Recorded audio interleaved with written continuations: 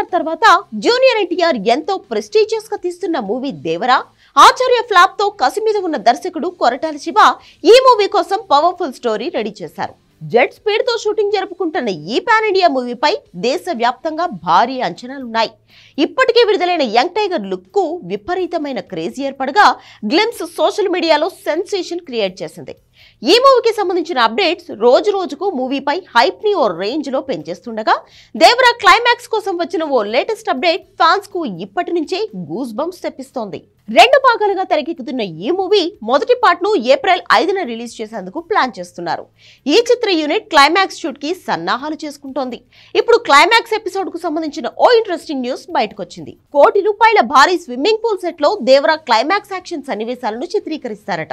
ఎన్టీఆర్ అభిమానులకు ఈ action sequence కనుల విందుగా ఉంటుందని టాక్.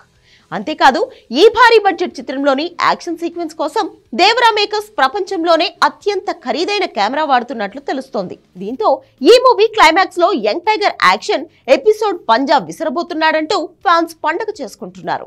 కాగా ఈ సినిమాలో బాలీవుడ్ బ్యూటీ జాన్వీ కపూర్ కథానాయికగా నటిస్తోంది.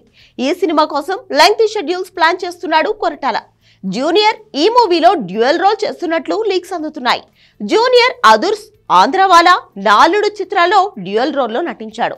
ఆ సినిమాలో యంగ్ టైగర్ డబుల్ పర్ఫార్మెన్స్ చూసిన ఫ్యాన్స్ దేవరా మూవీ కోసం ఈగర్ గా వెయిట్ చేస్తున్నారు. మరి ఇన్ని భారీ అంచనాల నడుమ విడుదలవుతున్న దేవరా ఎలాంటి బ్లాక్ బస్టర్ హిట్ ను అందిస్తుందో వేచి చూడాల్సిందే.